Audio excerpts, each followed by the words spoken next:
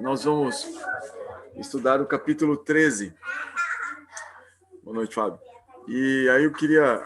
A dinâmica que nós fazemos aqui, Josias, você que está chegando recente, nós lemos os versos e depois fazemos comentários com alguns slides acompanhando.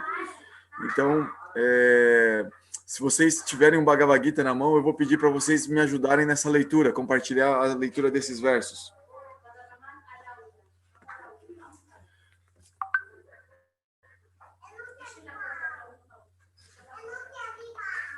Hare Krishna, Prabhu. Hare Krishna. Hare Krishna. Eu vou agora buscar ali meu Bhagavad Gita, tá?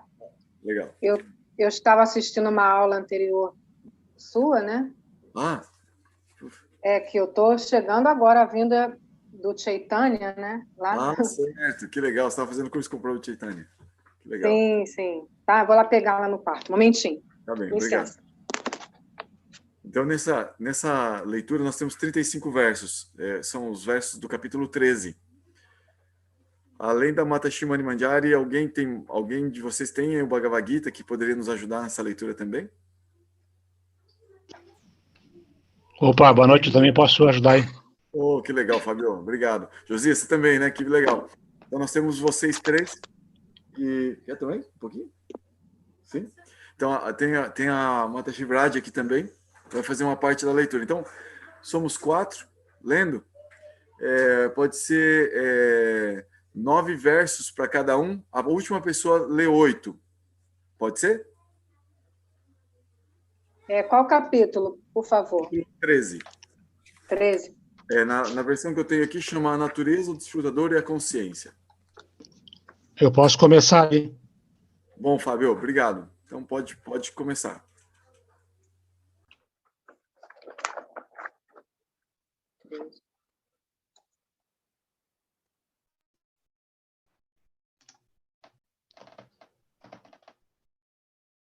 É o 13, né?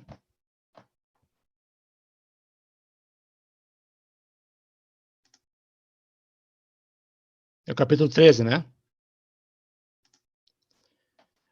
O que é matéria... Ok. O que é matéria e o que é espírito? O que significa meio e conhecedor do meio?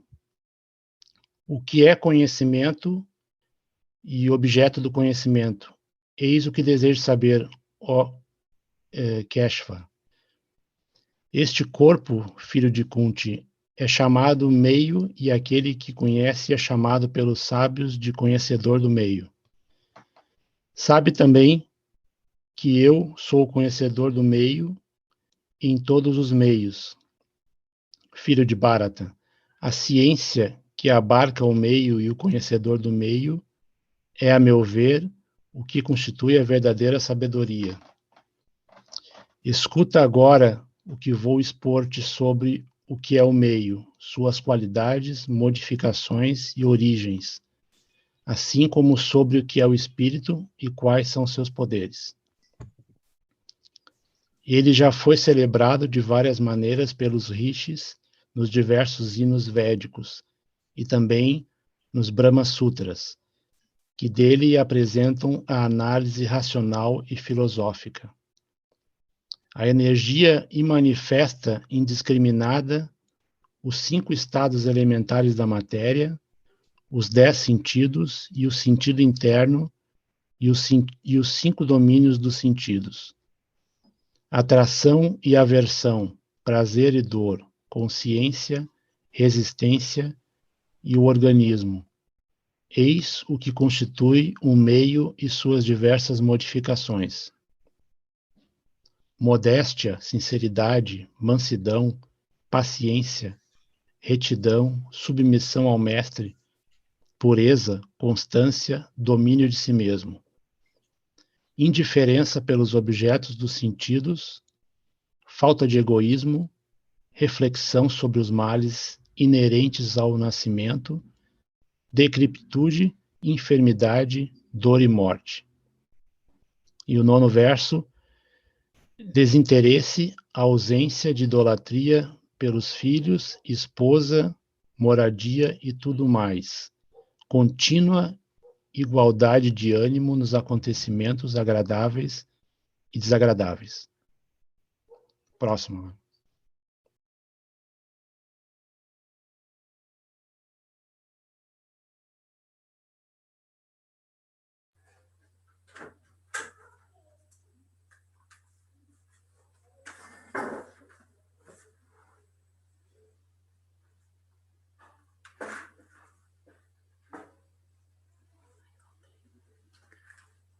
Aqui na versão que eu tenho, então, a continuação seria ali: a estabilidade mental ante os eventos prazenteiros ou desagradáveis, a devoção imaculada e constante por mim. Quem pode continuar lendo?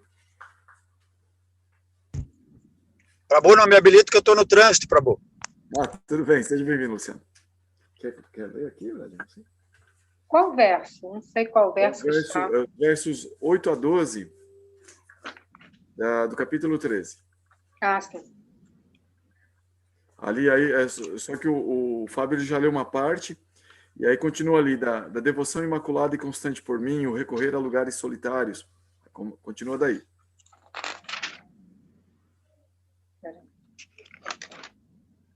8 ao 12. Aí tem humildade, modesta, é isso? Esse, não mas violência. Aí continua de uma parte dele. Uma parte ele já leu. A devoção imaculada e constante por mim. O recorrer tá. Devoção constante e imaculada a mim. Aspirar a viver num lugar solitário. Afastar-se da massa geral de pessoas. Aceitar a importância da autorrealização. E empreender uma busca filosófica da verdade absoluta. Declaro que tudo isso é conhecimento. E algo diferente disto é ignorância.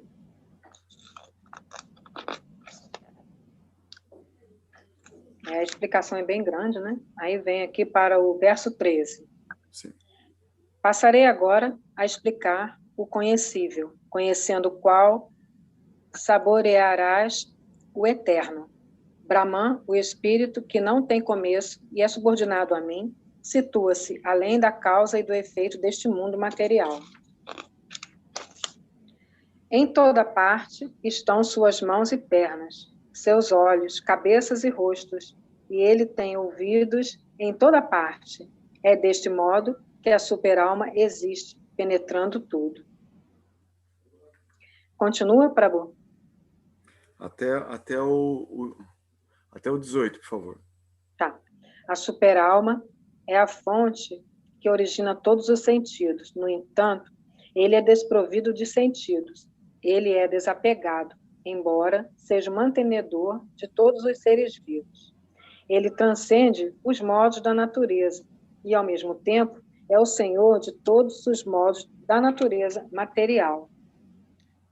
A verdade suprema existe fora e dentro de todos os seres vivos móveis e inertes, porque é sutil. Ele está além do poder visual ou cognoscitivo dos sentidos materiais. Embora longe, muito longe, ele também está perto de todos. Embora pareça estar dividido entre todos os seres, a super-alma nunca se divide. Sua situação é sempre a mesma. Embora ele seja o mantenedor de toda entidade viva, deve-se compreender que ele devora e desenvolve tudo. Ele é a fonte de luz em todos os objetos luminosos. Ele está além da escuridão própria da matéria e é manifesto. Ele é o conhecimento, o objeto do conhecimento e a meta do conhecimento. Ele está situado nos corações de todos.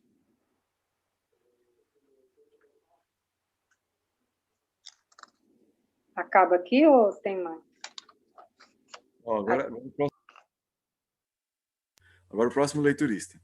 Tá bom. Obrigada. Tem alguém para ler, Gora? Sim, nós temos o Josias. O Josias e a Vládia. Ok. Olá.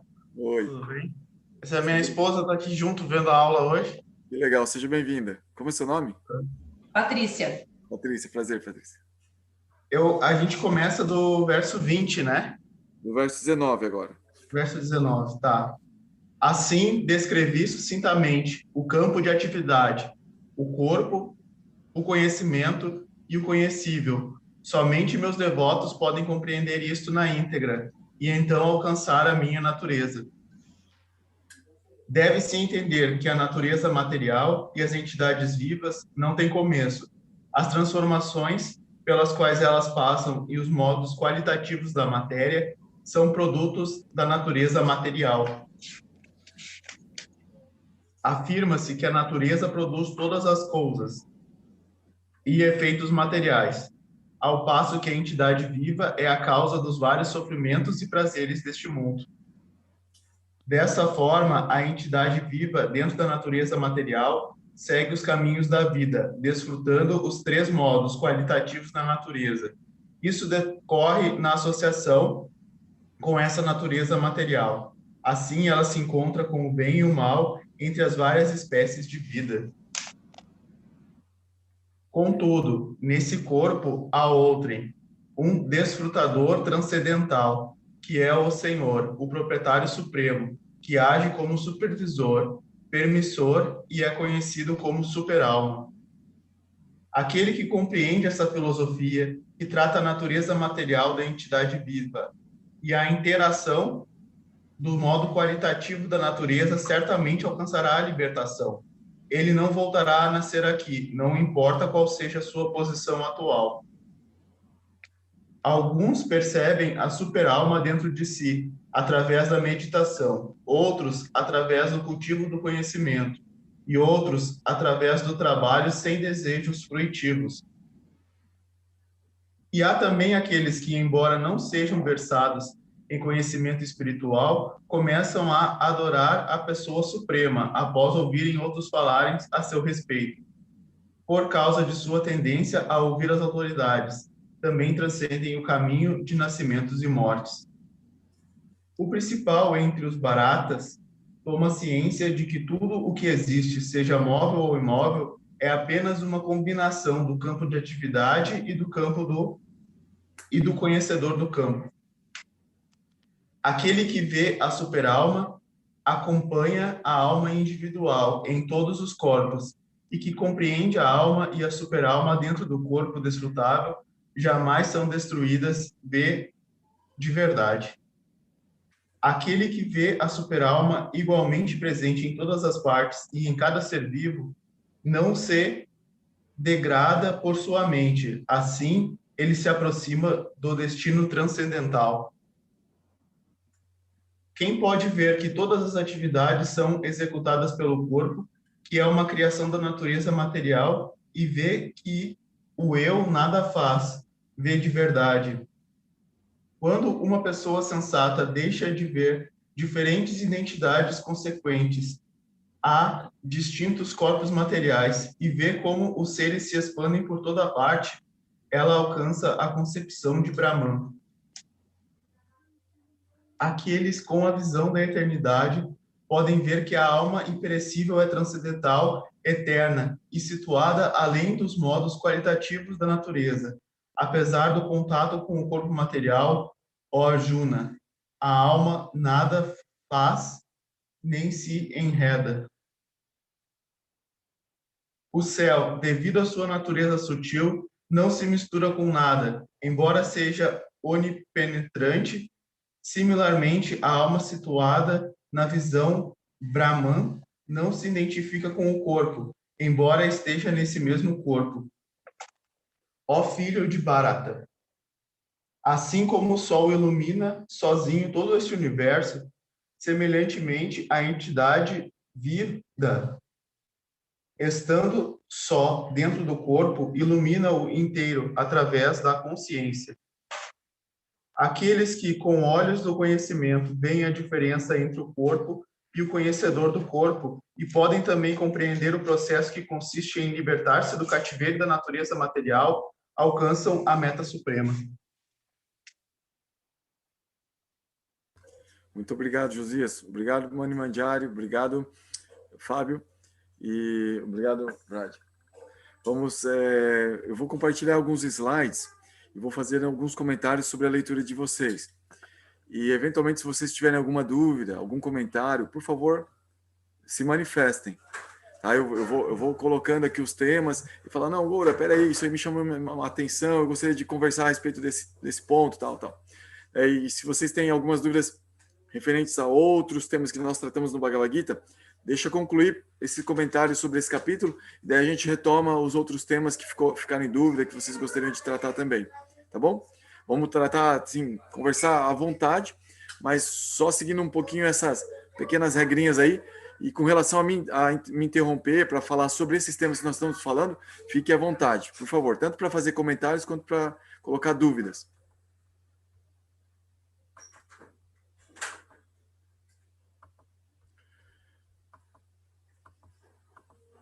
Bom, então o capítulo começa com Arjuna perguntando o que é a natureza material, o que é o desfrutador, o que é o campo de atividades, quem é o conhecedor do campo, o que é o conhecimento e qual é o objeto ou meta do conhecimento. Então, isso são perguntas relacionadas à sabedoria, ao conhecimento, né? Se você vai desenvolver conhecimento, vai ser conhecimento a respeito do quê, né? E aí, Arjuna meio que pegou algumas palavras que Krishna foi soltando durante sua interação ali, até na conversa até esse momento, e falou, peraí, mas eu preciso saber exatamente o que é isso, o que é aquilo outro. E esses temas que estão sendo tratados aqui, eles são conectados, cada termo desse aqui está conectado ao outro, de uma certa forma. Quando você conhece um bem, você vai conhecendo os outros também. Então vamos ver como é que é a resposta de Krishna. Bom, as respostas. O campo, que chama Kshetra, é o corpo. Esse é o campo de atividades. O conhecedor do campo, o Kshetra Gna, é a alma, é o ser vivo. O conhecimento, Gnana, é conhecer o corpo como Kshetra, como campo de atividades, e a Diva e o Isvara como Kshetra Gna, ou seja, como conhecedores do campo. Então, saber diferenciar entre o campo e o seu conhecedor e conhecer os dois, isso é conhecimento. Isso é conhecimento verdadeiro. Então, toda vez é bem interessante. Vamos assim, eu costumo convidar, né, as pessoas, os estudantes do Bhagavad Gita, a tomar o Bhagavad Gita como se fosse uma caixinha de ferramentas. Uma caixa de ferramentas onde agora a gente vai se instrumentalizar com termos, conceitos de uma cultura diferente. E isso pode ser utilizado como referência para analisar vários aspectos da nossa própria vida. Então, aqui, quando a gente está diante de alguém que fala, olha, ele tem muito conhecimento, aquela pessoa sabe muito, ela tem muito conhecimento. Aí, se você toma a referência do Bhagavad Gita, essa pessoa sabe muito do corpo dela, ou do corpo de outros seres vivos, e ela sabe que esse corpo não é ela, ou seja, ela está percebendo só como se fosse um campo de atividades, e ela conhece alguma coisa de si mesmo, mesmo que não saiba muito de si mesmo, mas saiba muito do corpo, como algo diferente de si, isso já é um tremendo conhecimento. Tremendo conhecimento. Agora, se ela sabe muito de engenharia elétrica e não sabe nada sobre o seu corpo como um campo de atividades e que sua alma, seu ser é diferente do corpo, não sabe nada. Está recheada de ignorância. Pode ser um doutor em engenharia elétrica, um PhD, mas não sabe nada. Esse é o veredito do Bhagavad Gita. Conhecimento verdadeiro é saber, é conhecer sobre o campo de atividades e o conhecedor do campo. O demais é ignorância. Se não tiver relacionado com isso, é ignorância. Só atrapalha.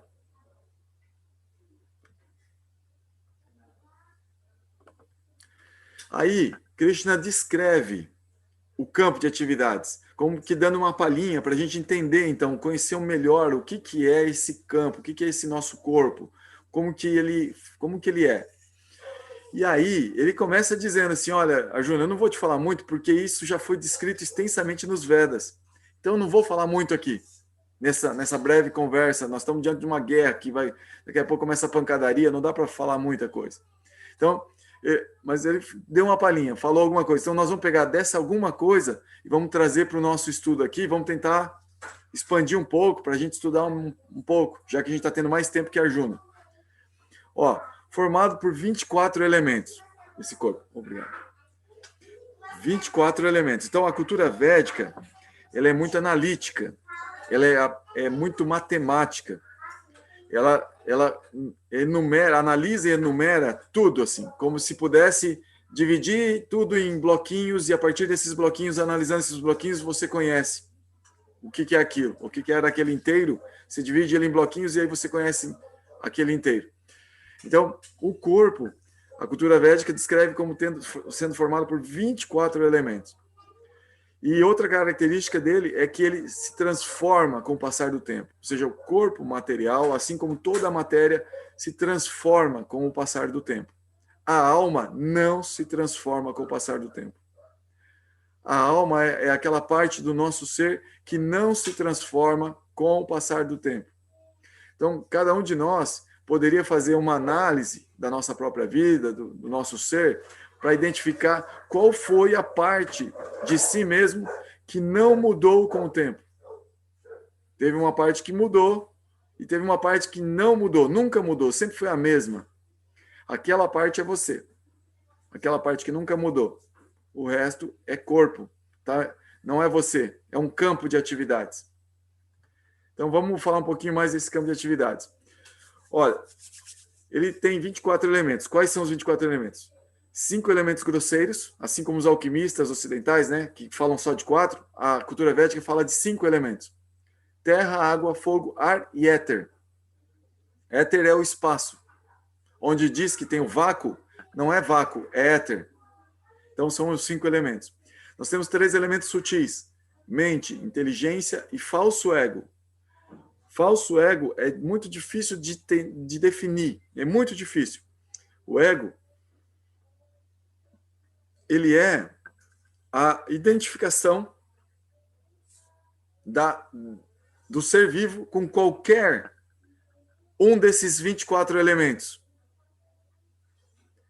Com qualquer interação desses 24 elementos. Se eu me identifico, digo que aquilo é meu e sou eu, pronto, isso é o ego, isso é o falso ego. Relacionado com a matéria. Mas em si, é como se houvesse uma tendência a gente a ter essa identidade, essa identificação. Se você fosse um ator, um bom ator, uma boa atriz, e você atuasse de uma maneira tão esplêndida que as pessoas não identificassem mais você como a pessoa que pegou aquele papel e desempenhou um papel artístico. Não, as pessoas acreditam que você é aquele personagem. Então, as pessoas de fora podem estar acreditando naquele personagem que você está atuando. Isso é o ego. Isso é aquilo que parece ser você. Uma persona, um ego, um eu. Parece. Mas quando você mesmo acredita, aí você ficou preso nisso que é o ego. O ego seria como uma carteirinha de identidade que você mostra para todos os lugares. Por exemplo, você, sem querer, meio forçado pela natureza, você é identificado como pai, como mãe. Isso é um ego.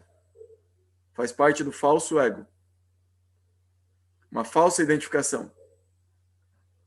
Tá? Inteligência é a parte do corpo que discrimina o que é melhor. A frase que caracteriza a inteligência no nosso corpo é: como eu me dou bem? Quando você faz essa pergunta, quem responde é a inteligência. A inteligência, ela sempre procura como você se dar bem. A inteligência é a faculdade de discriminar entre as ofertas que a mente dá várias ofertas. Qual é a que eu me dou bem? A inteligência discrimina.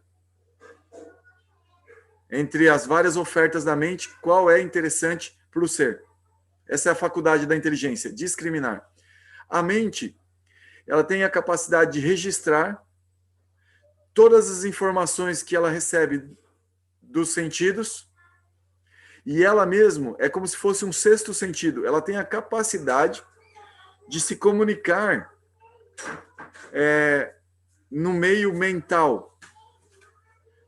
O meio mental é como se não existisse, antes de existir esse ouvido, a audição desse ouvido, o olfato desse nariz, o paladar da língua, a visão do olho, existe tudo isso na mente antes. A nossa mente tem um olho mental, nós temos um ouvido mental, nós temos um paladar mental, nós temos tato mental, nós temos um olfato mental. E tudo isso se densifica e forma isso que nós temos aqui realmente. Mas a mente, como um super sentido, um sexto sentido, ela também busca esses elementos sutilmente. A gente percebe isso nos sonhos. Nos sonhos a gente experimenta as coisas. Parece que a gente ouve, parece que a gente sente cheirinho, parece que a gente saboreia, que a gente sente tato. Parece que a gente vê as coisas.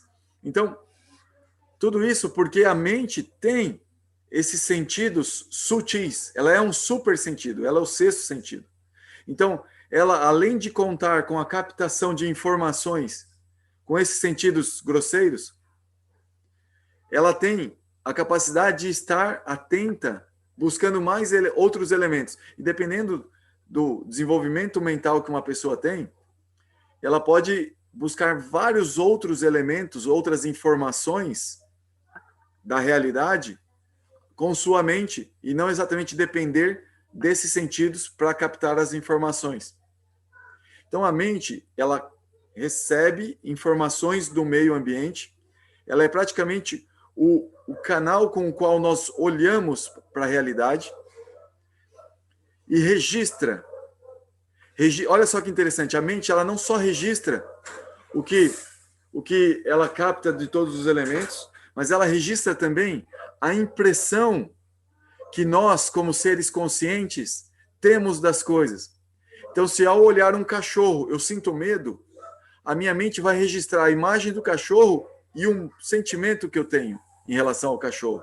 Não só a imagem, como se fosse um dado seco. Cachorro registrado. Entrou o latido do cachorro, a visão do cachorro, a textura do pelo do cachorro, entrou lá, a mordida, a textura da mordida do cachorro no meu braço, entrou na minha mente e ficou ali. Não é só isso. O medo, a rejeição, o horror que eu tenho às vezes a cachorro, tudo isso fica registrado na informação cachorro na minha mente. Então, na próxima vez que eu ver a mente, eu ver um cachorro, a minha mente vai dar a informação cachorro ruim, que me mordeu, né? Vai vir só aquela sensação de cachorro e um medo, um horror, e cachorro pequenininho, bonitinho, que eu já fiz carinho quando ele era um filhotinho e eu gostei muito dele. Vai vir as duas informações. Aqui, naquele momento, sua inteligência achar que é melhor para sua sobrevivência, melhor para você vai escolher ela. Falar, essa informação aqui do medo é melhor para mim, melhor não arriscar. E a pessoa fica assim, meio ressabiada. Daí o dono fala, não, passa a mão aqui, olha, é tranquilo e tal. Aí a pessoa vai lá e passa a mão e aquela informaçãozinha do cachorro, filhotinho, volta e ela fala, então reforça a imagem, aquela informação do cachorro bonzinho. Então a mente, ela está registrando impressões de vida, impressões da realidade, desde tempos imemoriais, segundo os Vedas. Nós temos registros mentais de séculos, séculos, séculos e milhões de séculos. É muito tempo, gente. Não é qualquer regressão que vai fazer você ter contato com suas vidas passadas. Às vezes você vai lá e só dá um vistinho assim, aquilo lá é como um grãozinho de pimenta dentro de um grande cozido, assim, de uma coisa enorme que você está lá preparando e tem um monte de temperos e tal, e você pegou só uma partícula e viu. Quando você fez uma regressão e viu aquilo. A mente, ela tem muita informação. Muita, muita, muita. Então, quando um yogi entra na seara do yoga e percebe que tem que controlar a mente, a gente pode falar um pouquinho de controle da mente, para retomar um tema que a gente já abordou no Bhagavad Gita, ele percebe que ele vai ter um trabalho imenso de limpar essas impressões, os vritis, que são acumulados de tempos imemoriais. Muitas impressões. Tem que tirar, por quê? Por que limpar as impressões? Porque nós estamos olhando a realidade não através de um espelho limpo.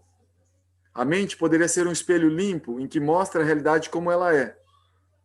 A gente olha para a mente com conceitos de vidas que estão conectados com ego, apegos, de outros momentos, que não esse momento atual. Então, nós não estamos enfrentando a realidade como ela é.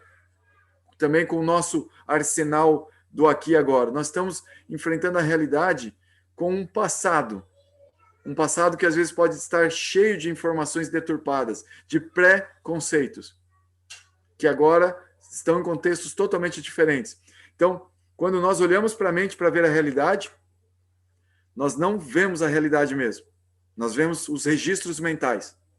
Então, o yogi, ele se preocupa em limpar esses registros mentais para ver a realidade como ela é. E aí, como é que entra o papel da inteligência e do falso ego? Em termos de conexão com o ser, a gente já fez um exercício parecido como esse. O ser está lá dentro, a alma está lá dentro, e ela, por exemplo, agora vocês estão recebendo registros de som, impactos de ondas sonoras nos tímpanos de vocês. Mas se eventualmente vocês estiverem pensando, mas eu deixei alguma coisa no fogo, o que eu tenho mesmo para fazer do meu trabalho? Amanhã já é segunda-feira. Daí fica ali, o tímpano está sendo estimulado, mas devido a que a mente está em outro lugar, eu pergunto, Edmilson, não vou pôr Edmilson sem filha, não. O que eu estou falando? Assim, né? Aí vem o professor e fala assim, o que eu falei agora mesmo, pessoal? Vocês pegaram essa mensagem? Daí o cara, tipo assim, se eu pergunto, Vishnu Priya, o que eu estou falando? Não, estou brincando. Aí, assim, aí o aluno já fica assim, falando assim, que fria, né? Ele já vem pegar no meu pé. E aí a gente estava na mente mesmo, às vezes, né? A gente estava viajando e não estava prestando atenção no estímulo que está chegando na orelha. Por quê? Porque a mente, ela está mais próxima de nós do que os sentidos. Em termos de valor, de importância, a mente é mais importante que os sentidos. Então, mas aí a inteligência fala assim, não, eu tenho que prestar atenção, porque esse cara vai pegar no meu pé. Daqui a pouco ele vai perguntar o que ele falou e eu não vou lembrar nada. E aí vou até anotar aqui, porque se ele falou alguma coisa importante, eu vou dizer, pelo menos o que eu escrevi aqui, vou ganhar o dia com esse professor. Ele vai me dar 5 estrelinhas. Então, a inteligência é aquela faculdade que diz assim, deixa eu ver o que é o melhor para mim, deixa eu prestar atenção. A mente, ela vai querer viajar, ela vai querer pensar no namorado, na namorada, no que tem que comer, como é que vai dormir, e esse frio, e eu queria falar e só esse cara fala. A mente fica toda hora mudando de temas. Ela não consegue ficar parada. A natureza da mente é inquieta, inconstante. Então, a pessoa ela tem que usar a inteligência para tentar controlar a mente. Falar, não, olha, meu foco é nisso aqui. Eu vou dar atenção nisso aqui. Isso aqui é bom para mim. Então, aí a mente ajuda focando no som que está chegando nos tímpanos. Então, a mente é superior aos sentidos. A inteligência é superior à mente. E o ego, gente, por incrível que pareça, e por mais sutil que seja, o ego é mais importante que os outros dois, em termos de importância. Todo mundo quer ser alguém. Até uma minhoca quer ser alguém. Ela reluta em deixar de viver como minhoca. Um passarinho vai me matar. Ela entra em ansiedade, porque ela quer continuar sendo minhoca. Ela não quer deixar de ser minhoca. Ela luta pela vida e às vezes luta pela vida não como uma questão de dever sem apego aos resultados, como a Arjuna deveria, segundo a orientação de Krishna aqui. A minhoca luta achando que ela tem que continuar sendo minhoca. Esse é o ego. O ego é quando nós nos identificamos com algo e isso influencia a nossa vida. E a alma, ela tem uma tendência a se identificar acima de tudo com o ego. Não deveria. Não deveria. Mas tem essa tendência, tá? Em termos de importância, é por aí que acontece o grau de valores. Tá. E aí, vamos lá, vamos continuar falando dos outros elementos. Sim, Edmilson, por favor. Agora, eu estava pensando, no sentido de importância, né, eu pensei que a inteligência, o que a gente lê em sânscrito é buddhi, né, que essa palavra significa um pouco de iluminação. Ela é talvez uma faculdade, aí é uma pergunta. O que eu tenho lido é que buddhi, essa inteligência, é uma faculdade acima da mente, né? De importância. E eu ouvindo você falar, parece que a inteligência é uma coisa ordinária, é do nosso cotidiano. E eu tinha a impressão que era algo mais supramental, né? Algo já de um conhecimento transcendente. Ela atuaria nessa área do conhecimento transcendental. Então, Edmilson, buddhi é como você falou, é uma capacidade. Se essa buddhi está impregnada de conceitos, de elementos que conectem a alma com a transcendência, então essa inteligência realmente ajuda a alma a encontrar seu caminho. Sim. Agora, se a inteligência, ela me diz como eu faço para beber a melhor bebida que vai me deixar embriagado e ficar loucão, é o jeito mais fácil de enlouquecer essa noite. E eu sou muito inteligente para isso? Opa! Então, peraí. Eu sou muito inteligente em como roubar alguém. Eu sou muito exímio, sou muito inteligente, muito esperto para enganar um professor, para bular, para fazer cola. Então, peraí. Que buddhi é essa? Então, a pessoa realmente está se dando bem, entre aspas, né, para algo, assim, parece que ela está se dando bem, e está usando sua capacidade intelectual para dominar a mente em certos momentos. Ela fica quieta, ela não fala nada, ela disfarça, ela faz, né, uma maior cara de pau ali, e o professor não desconfia que ela está colando. Ou seja, existe todo um controle ali. Mas para quê? Para algo que é adármico, que depois vai enredar a pessoa, vai deixar a pessoa mais presa, mais condicionada do que livre. Então, peraí, que buddhi é essa? Então, a faculdade, ela pode ser fortalecida. O buddhi, ele pode ser fortalecido para realmente levar a transcendência, para iluminar. Mas nós estamos olhando aqui como uma parte do corpo. Tá. Buddhi faz parte do corpo. Entendi. Assim como manas faz parte do corpo. A Ahankara faz parte do corpo. Então, só tem aqui uma pergunta do Fábio. Prabhu, desculpe interromper aí, mas de repente pode ser que dê uma contribuição, né?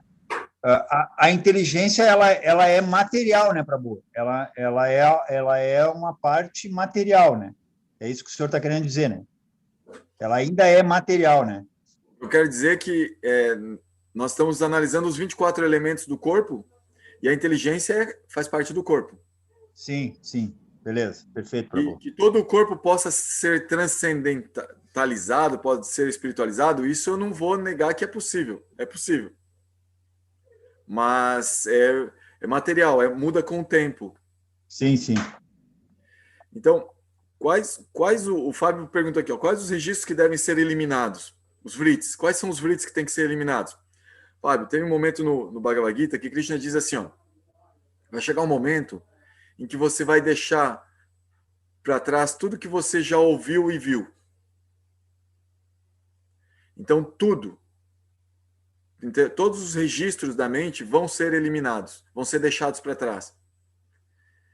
Porque é como se fosse assim, Fábio, a mente, ela está nos ajudando a gravar, como se fosse um diário de bordo. Nós estamos gravando nela nossas impressões da realidade. Mas tem um momento em que e isso é como se fosse um manualzinho que nós estamos dizendo assim para nós mesmos. eu preciso consultar esse manual para me dizer o que é bom e o que é ruim. Porque eu já experimentei muita coisa boa, mas experimentei muita coisa ruim. Eu tenho que evitar as ruins e tenho que me aproximar das boas. E quando você vai se aproximando da transcendência, você vai percebendo as coisas como realmente são, sem um conceito de bom ou ruim. Porque o bom e o ruim vão depender do contexto em que você está, cada um de nós está. Alguma coisa que foi ruim para nós no passado, hoje é boa, e nossa mente está nos atrapalhando, dizendo que é ruim. Então, nós precisamos ver as coisas como realmente são, sem esse conceito de bom ou ruim, como elas são. E isso tem a ver com quem também a gente é. A gente vai definir o que é compatível conosco quando a gente descobrir o que a gente é. Então, a gente começa a tomar as coisas que realmente nos interessam, porque a gente sabe o que são as coisas e quem a gente realmente é. E isso é transcendência, isso é visão transcendental. Então, nós precisamos superar essa visão que a gente obtém com o auxílio da mente. Por isso, constantemente, os yogis estão falando de superar a mente, de controlar a mente. Porque é necessário superar todos os conceitos que a mente possa guardar. No início, o praticante de yoga, ele vai armazenando informações na mente que tem a ver com referências fidedignas da realidade. É mais ou menos como uma teoria que você vai armazenando na mente e daí você vai observando se a realidade é aquilo mesmo. Então, os yogis, eles também fazem esse tipo de ciência. Eles vão guardando teorias dos Vedas, provavelmente, ou de outros caminhos, né, mas que também são fidedignos e podem ser considerados yoga. E aí vão registrando isso e ficam experimentando a realidade para ver se é aquilo mesmo. E começam a perceber que é daquele jeito que eles estavam registrando. Então, há um momento em que eles meio que não consultam mais a mente para lidar com aqueles aspectos da realidade que eles foram experimentando e foram percebendo que aquilo realmente é daquele jeito. Isso chama Vijnana. Existe um momento aqui que Krishna fala de Vijnana. Vijnana é sabedoria, é como uma experiência que supera o conhecimento teórico.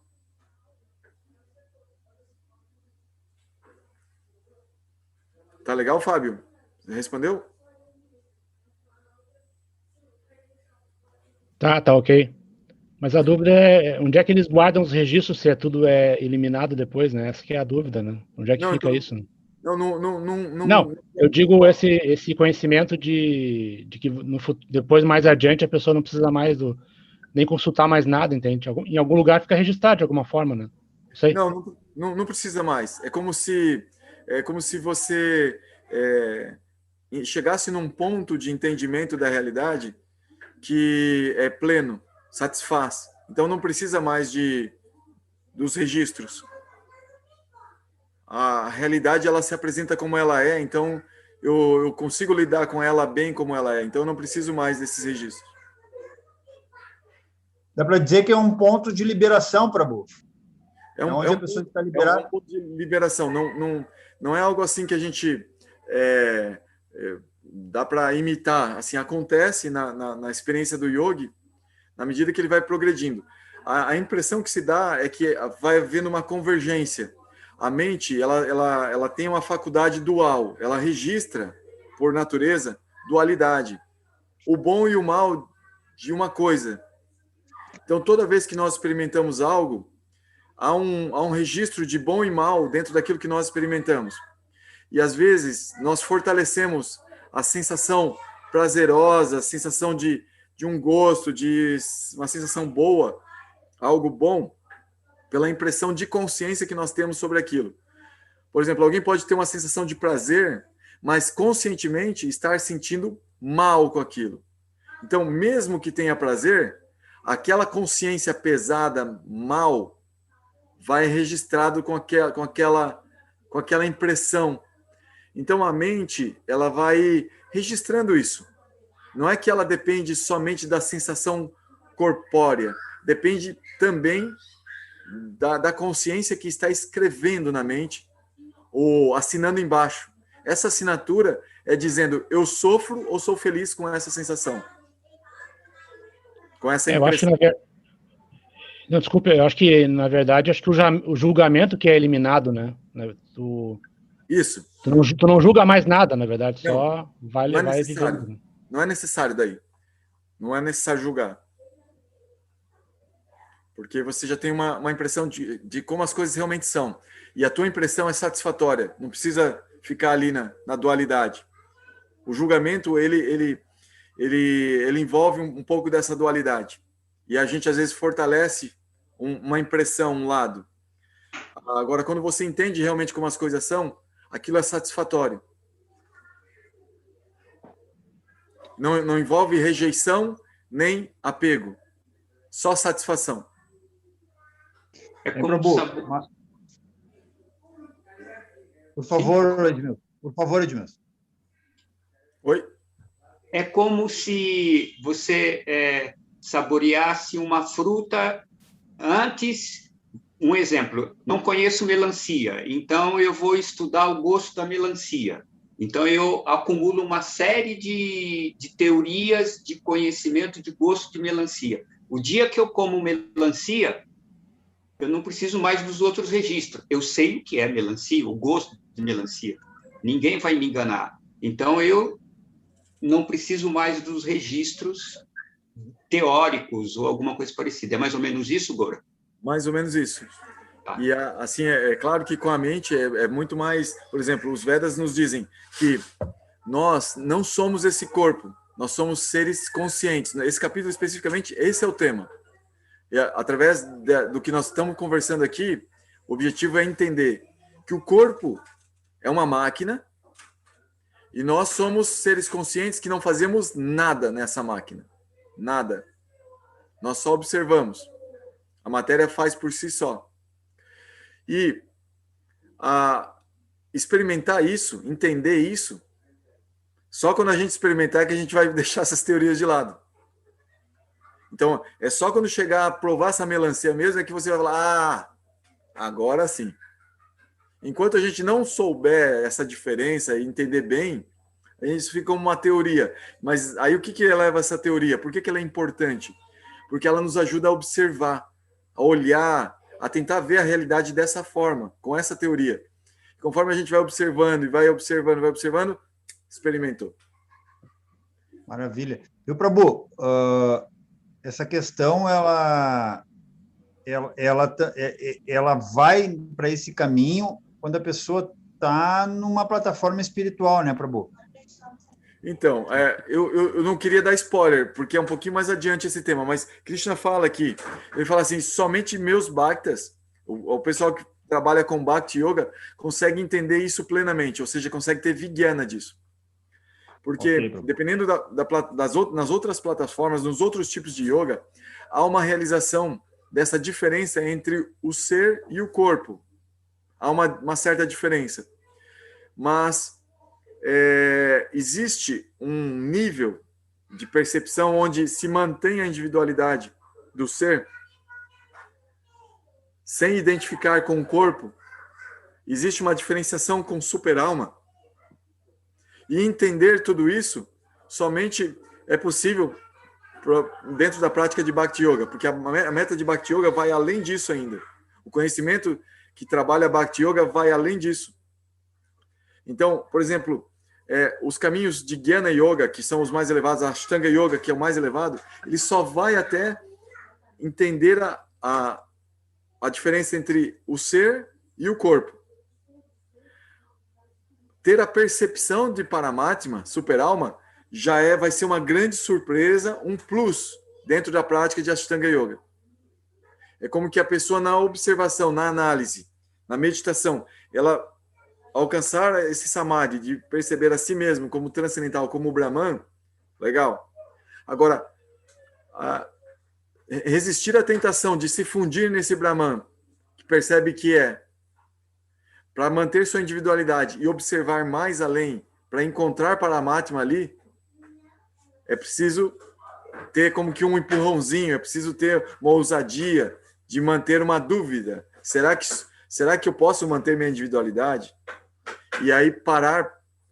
Bom, vou tentar manter minha individualidade. Vou observar para ver o que mais tem aqui. E aí encontrar com Paramatma. na observação. Então, os Bhaktas, eles já são convidados a ver outro aspecto que contempla Paramatma, alma, Atma e energia material. Eles são convidados a ver o outro ainda, além, desenvolver o conhecimento além. Então, por isso que Krishna afirma que somente os Bhaktas conseguem entender isso plenamente. Ter Vijnana. Somente os Bhaktas avançados, claro. Não é qualquer Bhakta. Não é qualquer Gaurahari Das. Bom, vamos só continuar dentro dos 24 elementos, galera, porque nós só falamos de 8 e já está dando pano para manga. Aí tem o Imanifesto. O Imanifesto é super interessante. O Imanifesto tem um capítulo completo para ele. Não, 3 capítulos completos para ele. O Imanifesto é Tamaguna, Rajaguna e Satvaguna, os 3 modos da natureza. Krishna chama de o Imanifesto. São os modos da natureza material. É essa energia invisível que permeia tudo. Mas a gente não vê. Mas quando a gente lê a descrição de Krishna do capítulo 14, 17 e 18, a gente fala, mas está na cara. É como se a gente tivesse aquela visão do Neo no Matrix. Ver só os números. Depois que você lê esse capítulo, você fala, eu estou vendo os 3 modos da natureza. Eu estou vendo. Eu estou vendo o Tamaguna, eu estou vendo o Rajaguna, eu estou vendo o Satvaguna. Começo a ver. Então, o Imanifesto, ele é invisível. Né? Essa visão que eu estou falando é uma visão teórica, é meio que sabedoria que você vai experimentando, você vai entendendo que aquilo que é invisível está presente. Aí tem os 5 sentidos de aquisição de conhecimento: olhos, nariz, ouvido, língua e pele. Então nós já vamos para 14 elementos. Tem os 5 sentidos funcionais: voz, pernas, mãos, ânus e órgãos genitais. Aí, no caso do... Olha só que interessante. O ânus, ele é como se fosse a cloaca da galinha, entendeu? Por isso que nós não falamos ânus e pipi, ou ânus e... né? Não, só fala ânus aqui. Porque é como se fosse o local de evacuação. Tá? E quando a gente usa, né, o caminho da urina, né, no corpo humano, ele é como se fosse uma diferenciação, assim, mas que está conectada daí aos órgãos genitais. Mas é uma diferenciação que em outros animais meio que está meio que junto, assim. As aves, né, os peixes, só nos mamíferos é que começa a ter essa diferenciação. Bom, aí tem os 5 objetos dos sentidos. Tem o olfato, paladar, forma, tato e som, que são objetos dos sentidos. Nosso corpo também é moldado por objetos dos sentidos. Ou seja, cada um de nós tem um nariz, é claro, né, ali que é um sentido de aquisição de conhecimento, só que cada um de nós vai ter um conjunto de cheiros que vai poder sentir. Outros não. O meu cachorro, ele sente cheiros que eu jamais vou sentir, mas ele tem nariz, eu também tenho nariz. Por quê? Porque ele tem um conjunto específico de objetos do sentido para ele, para o corpo dele. Eu tenho o meu conjunto específico de objetos dos sentidos. Cada um de nós tem um conjunto de objetos dos sentidos, que são classificados nesse conjuntão: olfato, paladar, forma, tato e som. Cada um de nós, cada corpo tem o seu conjunto específico de objetos dos sentidos. Se entende isso? Então aí nós juntamos 24 elementos. Mas não para por aí. As transformações do campo de atividade... Desculpa. As transformações do campo de atividades também são consideradas campo de atividades.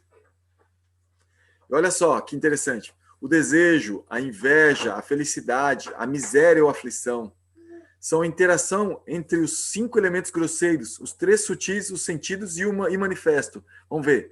5, 8, 13, 14. 14 elementos interagindo no nosso corpo dão o que nós consideramos desejo.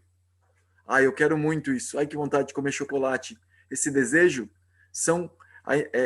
de comer chocolate, sou chocolatra, vem da interação de 14 elementos dentro do seu corpo. Não é de você mesmo. Não é de você mesmo. São de 14 elementos do seu corpo que estão dando vontade de comer chocolate. A inveja, aquela pessoa e não sei o quê, ela devia fazer isso, devia fazer aquilo. Se eu estivesse no lugar dela, eu faria diferente. Essa inveja vem de 14 elementos do seu corpo. A felicidade que você sente quando dorme um sono quentinho, uma cobertinha, assistindo às vezes um filme, num final de semana preguiçoso, essa felicidade vem de 14 elementos do seu corpo. A miséria também. Aquilo que te faz sofrer. Esse frio me deixa minhas mãos geladas. Esse frio me faz sofrer tanto. Olha lá, aquela pessoa fica feliz com aquele frio. E eu sofro tanto. Porque o corpo dela, a interação entre 14 elementos do corpo dela é diferente da sua. E a interação na sua te faz sentir miséria no frio. Miséria, sofrimento, uma coisa que desconforto, que traz doença para o seu corpo. Tá, aí vamos adiante. Todas as atividades do corpo que são interações com 5 elementos grosseiros, como nascimento, crescimento, permanência, produção de subprodutos, como filhos, urina, excremento, suor, leite, lágrima, caspa. Tem mais coisa, cabelo. Eu tô parando de ter esse subproduto. Decrepitude, morte. Isso são interações dos 5 elementos grosseiros. Nossa, mas que maneira mais sem poesia de tratar os filhos. Pois é. Os Vedas tratam bem mal os filhos quando os filhos se comportam mal. Os filhos, quando se comportam bem, eles são incríveis para os Vedas. Mas quando se comportam mal, eles são interação dos 5 elementos grosseiros. Nada mais do que isso. Ou pior do que isso ainda, porque dá trabalho, né? Então, determinação, dúvida, fé, carência de fé, paciência, desapego, timidez, intelecto, medo. São interações dos elementos sutis.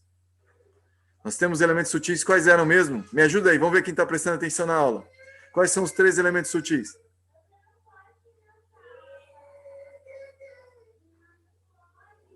Vamos abrindo o microfone aí. Tamagunas? Não. Mente, falso ego e inteligência. Aê, 5 estrelinhas. Oh, de Deus. Então, os 3 elementos sutis do corpo: mente, inteligência e falso ego. Quando você é determinado, você fala, não, eu vou até o fim, vou terminar esse curso aqui de graduação, eu vou pagar esse aluguel, eu vou cuidar dessas crianças até elas crescer, determinação, não vou parar de escovar o dente nunca mais. Determinação. Você está vindo isso aí por causa dos 3 elementos do seu corpo. Não, eu estou muito frouxo, eu não consigo nem escovar o dente todo dia. Nem para isso eu sou determinado. Eu não consigo começar uma coisa eu começo uma coisa e paro. Não tenho determinação. Isso é seu corpo. Não é você. Seu corpo. Seus elementos sutis, mente, inteligência e ego, estão interagindo de uma forma que a tua determinação ficou desse jeito. Goura, dá para mudar? Dá. Vale a pena? Aí você que vai ter que responder. Tem situações que não vale a pena. Tem situações que vale a pena. Aí você que tem que responder. Dúvida. Quando você duvida muito das coisas, você não acredita, você tem dúvida. Interação dos 3 elementos. Fé, você acredita, você tem fé, interação de 3 elementos do corpo. Carência de fé. Paciência. Eu tenho muita paciência. Eu tenho pouca paciência. 3 elementos sutis. Desapego. Timidez. Intelecto. Medo. Interação dos 3 elementos sutis. Todas essas transformações são pertinentes ao corpo e não à alma. Ao corpo e não à alma. Quando você se identifica com qualquer um dos 24 elementos, ou qualquer uma dessas interações aqui, falso ego. Não é você. Você caiu na armadilha da maia, da ilusão, de achar que era você e não é você. É seu corpo.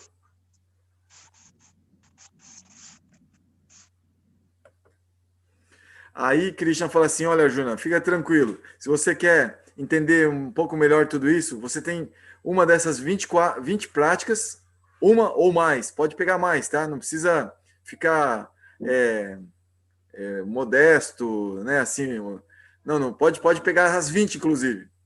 São práticas para adquirir conhecimento. Humildade é uma prática. Modéstia é uma prática. Não violência é uma prática. Tolerância. Simplicidade. Aproximar-se de um mestre genuíno. Limpeza. Firmeza. Autocontrole. Renúncia aos objetos de gozo dos sentidos. Ausência de falso ego. É uma prática. Goura, como assim? Quando eu vejo que o cara me pisou no calo e eu não reagi, mas eu queria dar uma porrada no cara, mas eu não reagi porque eu falei, não, vou fazer igual diz lá no Bhagavad Gita, ausência de falso ego. Não foi comigo, foi com o meu corpo. Foi com o meu corpo. Pisou no meu calo, mas não sou eu. Eu não sou meu calo. Então, deixa passar batido. Quando você faz um esforço, você está praticando. Quando você faz a prática, você obtém Vijnana, conhecimento. Experiência prática do conhecimento. Experiência. Então, cada uma dessas aqui são apresentadas aqui como práticas. O sadhana, as práticas, ou a abhideya do Jnana Yoga, são essas 20 práticas. Pode ser uma ou mais. Meu mestre ele disse assim que a humildade é a principal. As outras vêm de brinde com a humildade. Percepção do desfavorável do nascimento, morte, velhice e doença. Esse Buda é chamado de Buda porque ele resolveu essa. Desapego. Estar livre do enredamento com esposo ou esposa, filhos ou filhas, lar e o resto. Ô, Goura, mas isso é tão bonito, por que você quer acabar com isso? Não sou eu, é Krishna que falou ali no Bhagavad Gita. E por que estar livre do enredamento? Porque há uma tendência a nós termos um ego estendido a isso que a gente chama de meu esposo, minha esposa, meus filhos, minha filha, meu lar, e tudo relacionado. O resto é cachorro, gato, titia, igual aquela música do Titãs, família. Então, o resto, todo o demais relacionado aí com essa questão familiar. A casa, né, a televisão. Então, as roupas, né, o carro, tudo isso representa um enredamento, uma responsabilidade com a qual nós temos que cumprir, sim, mas sem apego aos resultados, sem apego, sem identificação, como se fosse nossa propriedade. Uma vez eu ouvi um meu mestre falando assim, que idealmente você vai testar se uma mãe está sendo exitosa na sua prática de mãe, se ela está amando o seu filho, está procurando amar seu filho, e como consegue amar todas as demais criaturas, como se fosse seu filho também. Ou seja, ela está atingindo uma equanimidade do jeito que ela trata bem, não é tratar mal. Não pode nivelar por baixo. Se a mãe às vezes trata o cachorro e trata o filho do mesmo jeito, né? Na vassourada, assim. Não é isso. Tem que ser no alto. Qual que é o ideal de amor? Esse. Então, tratar todos os demais com o mesmo amor de um filho. Aí a pessoa, ela está utilizando, ela está fazendo como se fosse um karma yoga, está utilizando esse enredamento para ajudar a compreender a realidade como ela é. Porque todos os seres, nós estamos todos interligados, somos como uma grande família. Essa questão de identificação temporária, corporal, isso é um condicionamento, é uma prisão. Então, se nós não aprendermos bem com essa prisão, nós precisaremos passar por outras prisões. Se a gente se der super bem com essa prisão, com essa escola, a gente não precisa passar por outras. Então, por exemplo, né, ser pai ou mãe, se a gente tivesse esse conceito, a gente não precisa mais voltar a ser pai ou mãe. A gente fica completamente livre. Ou se for pai ou mãe, a gente vai ser tão prazeroso, porque o amor é prazeroso, porque pode ser em qualquer lugar a gente pode ser pai ou mãe. Porque todos são nossos filhos. Nós amamos todos de uma forma legal e igual. Então isso parece ser muito bonito, mas tem a ver com isso estar livre do enredamento. Na medida que a pessoa ela entende isso, ela se livra da identificação que faz ela ficar condicionada a um enredamento, a um ego estendido. Equanimidade diante de acontecimentos agradáveis e desagradáveis. devoção constante e imaculada a mim. Bhakti também é um processo de por si de conhecimento. Aspirar a viver num lugar solitário. Já encontrei pessoas que, nesse momento que a gente estava estudando Bhagavad Gita, me relataram assim, falando, Goura, que incrível, eu acabei de fazer um retiro, eu estava vivendo como fiquei uns 3 meses. Aluguei um quartinho lá numa tal praia e fiquei lá 3 meses. Só eu sozinho, cuidando de mim mesmo, meditando, lendo, buscando me cuidar. É uma prática de conhecimento. Goura, mas essa prática de conhecimento demonstra que a pessoa tem conhecimento? Também. Como, por exemplo, se você conhece uma pessoa muito humilde, você fala, nossa, essa pessoa ela é tão humilde porque ela tem muito conhecimento. E aí ela desenvolveu essa humildade. Pode ser. O conhecimento leva a praticar o conhecimento, a fazer práticas de conhecimento de forma muito espontânea, muito natural. A sabedoria faz o conhecedor fazer práticas de sabedoria, práticas de conhecimento de forma muito natural. Mas elas são práticas. Elas sempre trazem mais conhecimento. Afastar-se da massa geral de pessoas. Parece muito a ver com esse aspirar a viver num lugar solitário. Parece. Aceitar a importância da autorrealização e empreender uma busca filosófica da verdade. Vamos fazer uma enquete aí. Qual dessas aqui mais te chama a atenção? Mais fala assim, essa aqui eu gostei, essa aqui é para mim.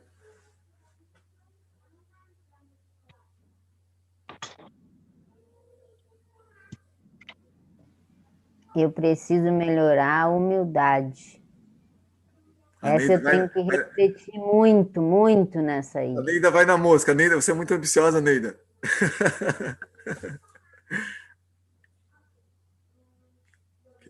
Quem mais, gente? Vocês aí. Por analisar, todas vão precisar da número 1, né, Prabhu? Sim. Desapego é difícil. Para mim, eu gostei mais das 2 últimas. Legal. Para mim, assim, o exercício da não violência. Não violência, legal.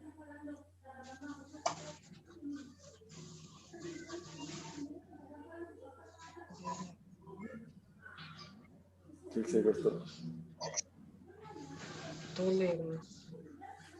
Eu estou na 16, Prabhu. A 16, devoção constante imaculada a mim. Legal.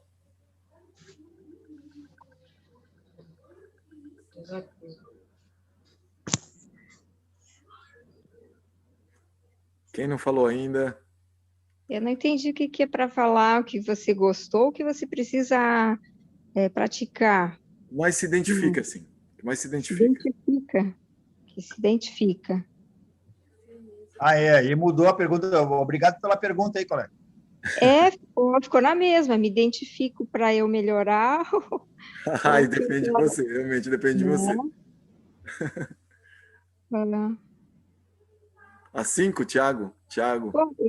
O que é a 5, Tiago? Simplicidade.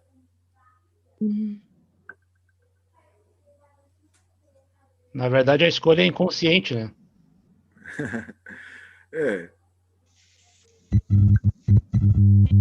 Eu me identifico mais com a 15, Prabhu. E a 16 é o que eu procuro, né? Que está me faltando. Unanimidade diante de acontecimentos agradáveis e desagradáveis.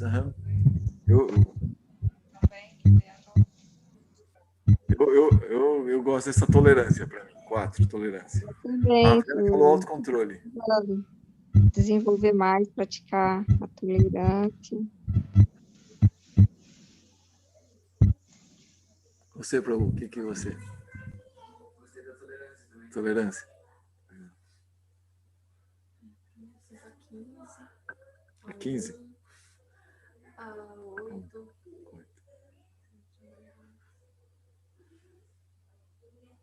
Vishnu, qual que você gostou, Vishnu? Persistência. Persistência? Firmeza? Firmeza. Tá mudando, né? Cada período que você está. Vai trabalhando. Sim. Bom, gente, obrigado. Aqui são todas as características de Sattva-guna. Então, Thiago, elas são todas práticas que levam a pessoa a Sattva-guna. Elas são práticas para adquirir conhecimento. Elas fazem parte do sadhana de Jnana Yoga. Elas levam a pessoa a Sattva-guna. Todo tipo de yoga leva a Sattva-guna. Então, Jnana Yoga também leva a Sattva-guna.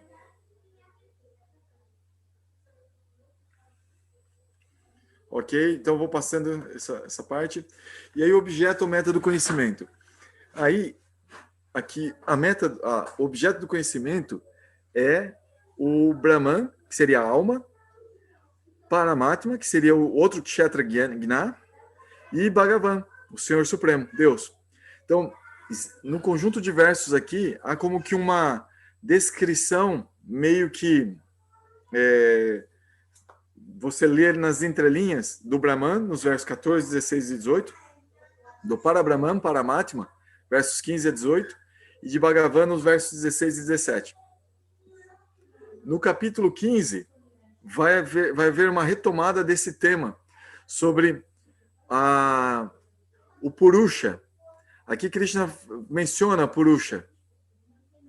E ele se coloca como um Purusha supremo, como um Purusha desfrutador, como Paraman Purusha. E no capítulo 15, ele se apresenta como Purushottama, o supremo desfrutador. Só que ali ele é mais detalhado no capítulo 15, que ele fala que existem dois tipos de Purushas, o falível e o infalível, e além desses dois, Purushottama. Então, ele coloca que existe dentro do campo, né, de conhecedores, existe a alma que é falível, o Kshetra Gna que é falível, e a alma que é infalível, que é o conhecedor do campo que é infalível. Qual que é a diferença entre o falível e o infalível? O infalível, ele lida com a realidade como a realidade é. Não é que você vai ver o cara sempre sendo exitoso, ele jogou um dardo e acertou no alvo. Não é isso. É que ele lida com a realidade que se cair o alvo, o dardo lá no centro, ou cair fora, tanto faz, materialmente falando. É equânime. A realidade, isso não vai alterar a realidade como ela é. Ele está vendo tudo como é realmente. E agora, o falível, para ele importa. Então, como importa, ele sempre está fazendo planos para tentar controlar e determinar o resultado das coisas. E como ele faz esses planos, e os planos nunca dão exatamente como ele pensava, especialmente porque ele não controla as variáveis e não mantém o foco para ser determinado o suficiente para ver acontecer aquilo que ele planejou lá atrás. Ele planejou e a coisa começou a se desenvolver para chegar onde ele queria. Só que aqui, num determinado período, ele mudou de ideia. E aí ele mudou de ideia e o negócio vai acontecer. Vai acontecer e ele está tendo êxito naquilo que ele pensou lá atrás. Só que não era mais o que ele queria, então parece que ele está falhando. Está falhando no que está querendo. Esse é a natureza da alma falível. A gente vai estudar isso mais adiante também, tá? Então é o Brahman. Isso faz parte do Brahman.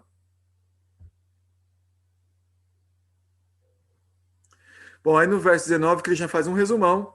Ele fala que o campo de atividades é o corpo, o conhecimento é o Gnana e o objeto é a meta do conhecimento Gneya. Aí, eu queria só fazer um resgate com vocês, para entender assim, olha, se a realidade está aí fora, e eu estou na alma interagindo com meus 24 elementos e as interações entre esses 24 elementos. Uma pergunta para vocês. Eu consigo interagir com o mundo? Você, alma, dentro do seu corpo, você interage com o mundo? Sim ou não? Você consegue modificar alguma coisa no mundo? Sim. Dá para interagir com o mundo, né? Então, a ideia, Matashimani Manjari, é perceber que nós, dentro do nosso corpo, nós como alma, nós só interagimos com o nosso corpo, não com o mundo mesmo. Veja o exemplo dos cheirinhos, a diferença de cheirinhos entre eu e o meu cachorro. Eu consigo só perceber os cheiros que estão direcionados para mim, devido ao meu karma, que o meu corpo consegue obter. Mas existem vários outros cheiros aqui na realidade. Então, eu não interajo com a realidade como ela é. Eu interajo com a realidade que meu corpo permite eu interagir. Eu não interajo com a realidade, eu interajo com o meu corpo.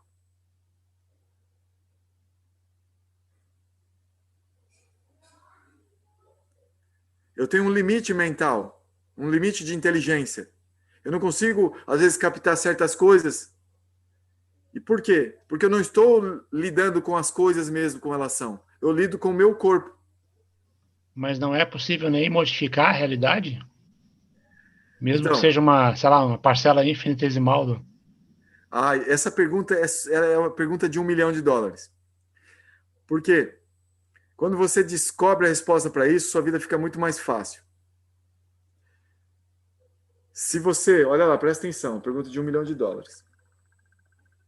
Se você percebe que é possível modificar algo, legal, então você vai lá e pode modificar. Agora, se você percebe que não dá para modificar, você ficar gastando esforços para modificar é uma baita uma burrice, não é? Então, perceba bem que se você não interage com o mundo como ele é, interage somente com o seu corpo, aonde está a capacidade de você modificar alguma coisa? No mundo lá fora ou no seu corpo? Fora do mundo material, né, Prabhu? Ainda não é essa a resposta, Luciano.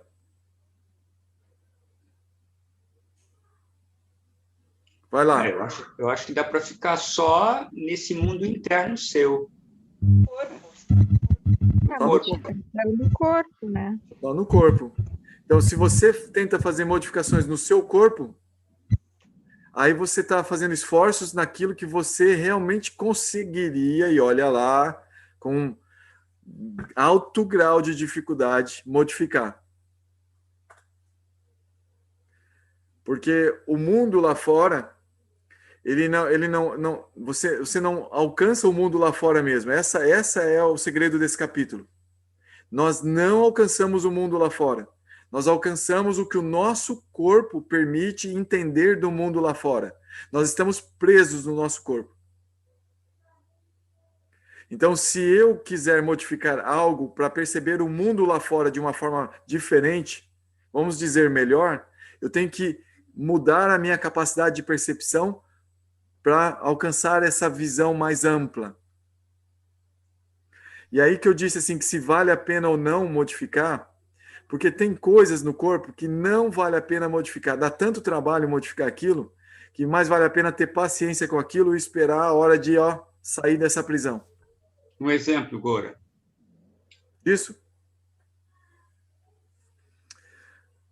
Um exemplo que a gente não tem condições de modificar no corpo. Então, tudo no corpo é possível modificar, Edmilson, tudo. Não existe, diz que a palavra impossível, ela só existe no dicionário dos tolos. Então, tudo é possível modificar no corpo. A gente ouve falar de grandes yogis, que eles conseguem grandes poderes místicos, inclusive eles conseguem mudar a forma de seu corpo. Eles conseguem mudar de aparência. Uma pessoa fica jovem, ela é uma pessoa velha, carquética, e consegue ter uma aparência juvenil, devido ao seu poder mental, o seu domínio sobre a natureza do próprio corpo. E, inclusive, olha só que interessante, você vai ouvir falar de yogis que conseguem criar coisas, ele consegue materializar algo. Os Vedas descrevem pessoas que conseguem criar planetas, destruir planetas com poderes adquiridos no yoga. Goura, mas você não falou que não era possível modificar lá fora? Como é que o cara cria um planeta? Isso é uma baita... Ele destrói um planeta. Como ele não está modificando lá fora? Se ele está fazendo isso. É que o yogi, ele percebe que o corpo dele, está conectado com o universo. Então, ele percebe dentro do corpo dele quais são as áreas que ele precisaria prestar atenção para ele ver aqueles fenômenos acontecerem. Aqui, Krishna disse nesse capítulo que a alma, não, na verdade ele vai falar daqui a pouquinho, a alma não faz nada, é a natureza que faz, a natureza material. Mas como? O cara está destruindo um planeta lá. Ele não está destruindo um planeta, ele está vendo esse fenômeno acontecer e achando que é ele que está fazendo. como é que ele tá participando desse movimento da natureza, que a natureza mesmo faz, e como ele está dando atenção e dizendo, sou eu que estou fazendo, quebra, mundo, e quebra, fui eu. Sabe, fui eu que fiz, porque eu fiquei ali prestando atenção e sou eu que faço. E não é a pessoa, não é a pessoa que está participando do ato. Existem muito mais variáveis envolvendo no lance todo. Mas Goura, o cara desenvolveu poderes, ele consegue criar um planeta mesmo. Estou dizendo, não é ele exatamente que está criando, é o universo, a matéria que está criando, e ele está observando. Porque aquilo faz parte da capacidade de todos nós. Nós estamos conectados com o universo. Todos nós temos um potencial incrível em termos de corpo. Então, a gente poderia modificar esse nosso potencial a bel prazer. Não existe impossível dentro dessas modificações. Agora, pensa bem. Algumas modificações levariam milhões de anos para você fazer no seu corpo. E se você não olha bem para isso e de repente pensa assim, não, eu gostaria mais de transcender, entender mais sobre essa realidade da alma, da super-alma, da transcendência, do que não é o corpo. Parar de ficar assistindo tanto filme, como é esse lance, né, da alma. A alma com a realidade é um filme. A alma só assiste o trabalho da realidade. É um grande filme. Mas ela acha que ela está interagindo. Então, vamos supor que o cara cansa disso. Fala, não quero mais interagir com esse filme aqui. Eu quero viver de verdade. Quero parar com isso. Aí, a pessoa vai almejar transformações em si, mas que não envolvem tanto as transformações do corpo. Ou as transformações do corpo necessárias para isso vão ser aquelas mínimas e necessárias. Eu vou colocar toda a minha atenção na rota de fuga. E nessa rota de fuga, eu tenho que ficar paradinho, ali no asana, sem respirar. Então, eu vou fazer isso. Não vou fazer mais nada. Eu tenho que orar todo dia. Eu tenho que... sei lá, cada um de nós vai aprender, né? Dentro dos processos que a gente vai escolhendo. Bhakti Yoga ensina um jeito, né? De orar todos os dias, relacionar com o Senhor Supremo e tal. Esse processo. Vai aprendendo para escapar e só fazer o mínimo esforço de modificações necessárias para escapar, para sair desse enredamento material, dessa ilusão material, de se identificar com a matéria, de identificar com o corpo. Então, a preocupação não é tanto modificar o corpo. Então, os yogis, especialmente aí nas etapas mais iniciais, eles se dão conta que não vale muito a pena gastar esforços para modificar o mundo lá fora. Tem que modificar o mundo aqui dentro. O corpo, a mente, a inteligência. Mas depois ele se dá conta que tem que cuidar da alma, cada vez mais interno. Cuidar desse ser lá interno. O que eu quero da minha vida? O que eu penso? O que eu sinto? O que eu desejo realmente? O que está ali no fundo, no meu coração, que eu precisaria dar uma modificada, porque se eu não modificar, eu vou continuar nesse padrão aqui que não está legal para mim. O que eu tenho que modificar realmente? E aí a pessoa começa a entrar no movimento interno, em que o externo não importa tanto. Daí vem essas qualidades que Krishna falou várias vezes dos yogis, equanimidade diante da tristeza e da felicidade e da miséria materiais, diante do amigo e do inimigo, porque tá preocupado consigo mesmo. O mundo ali fora deixa rolar. Então, esse caminho, né, de olhar interno, que começa a aumentar para o yogi, vai fazendo aparecer sintomas externos que parecem ser, a pessoa fala, como você está zen, como você... Né? Porque você está preocupado mais com você mesmo internamente, fora não está te afetando mais tanto. E essas modificações então começam a acontecer. E elas acontecem geralmente e visivelmente, drasticamente, de uma vida para outra. Na mesma vida, às vezes não acontecem mudanças drásticas externamente. Internamente podem acontecer mudanças drastiquíssimas, se existe essa palavra. Mudanças internas, podem ser radicais, mudanças internas, mas o externo não a consegue acompanhar ainda.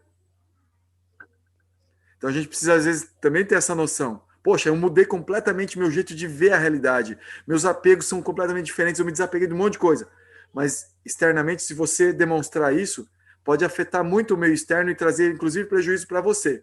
Então, às vezes, não compensa demonstrar tanto externamente.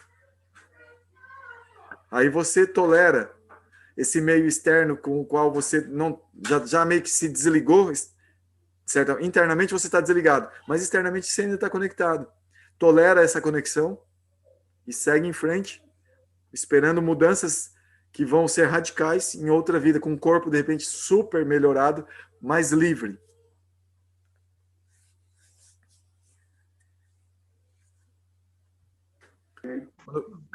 Quando o pessoal começa a responder a chamada ali, é porque parece que está no final da aula, né? Já deve estar no final da aula.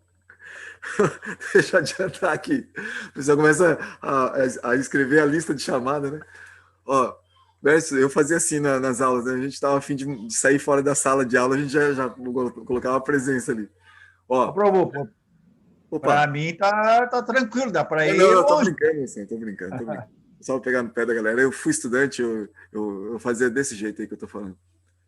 A gente podia sair no meio da aula lá dos professores, os professores nem se importavam, ele estava fazendo o papel dele lá, então a gente só assinava, né? Assinava e ia embora. Mas que o pessoal é diferente, com certeza, nem tô brincando só com o povo. Ó, versos 20 a 24. A natureza, o desfrutador e o desfrutador supremo. A natureza e as almas são eternas. Ou seja, a natureza é eterna também. Não é que ela por ser modificada pelo tempo, ela não é eterna. A natureza é eterna. Agora, ela tem a propriedade de ser modificada pelo tempo. É uma propriedade dela. Mas os elementos, esses 24 elementos que nós falamos, isso é eterno. Isso se chama Mahatátua. É como se fosse um caldão, uma mistura, que quando chega a consciência, aglutina ao redor da consciência.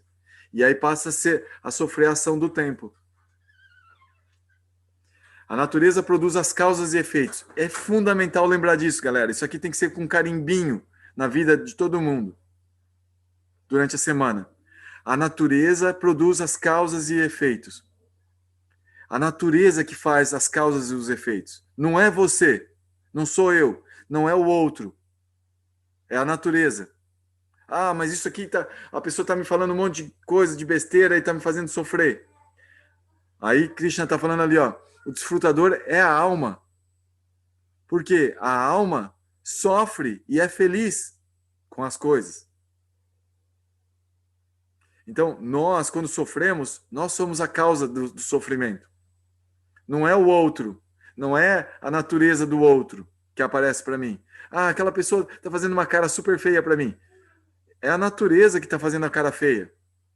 Não é a pessoa lá dentro.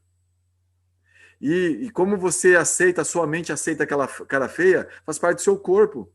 Agora, como você lida com sua mente e com a cara feia do outro, aí isso é problema seu. Se você sofre com isso, problema seu. Se você é feliz com isso, problema seu também. É você que é a causa do sofrimento e da felicidade na sua vida. Não coloque a culpa em ninguém.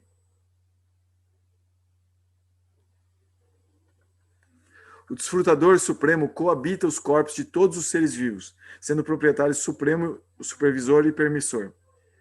Ele permite que as coisas aconteçam. Então, Deus está por trás de tudo, no fim das contas.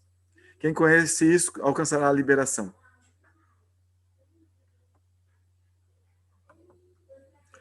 Os videntes, os bhaktas, os gyanis, os yogis, os karma yogis, aqueles que têm fé. Essas são as pessoas que, de alguma forma, entraram no caminho do yoga e estão vendo essas coisas que estão sendo tratadas nesse capítulo.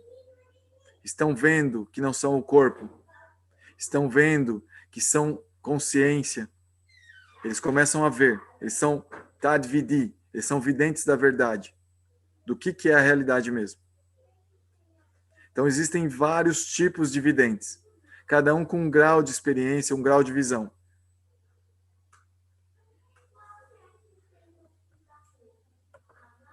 Tudo neste mundo material nasceu da combinação entre o campo e seu conhecedor. Então, o campo é o corpo, né, que a gente já falou, e a alma, que é o conhecedor. Então, tudo que nos rodeia é uma interação entre campo e conhecedor. Tá? Quando o conhecedor entra no campo, ele começa a utilizar aquele campo. E o campo se desenvolve dentro do período prescrito de karma. Goura, mas como é que eu não entendi ainda? Como é que funciona esse negócio do karma? Assim que o conhecedor se identifica com qualquer ação do campo, o campo está ali agindo conforme agiria uma maquininha, um robozinho, que vai agir, vai nascer, vai crescer, vai adoecer e vai morrer.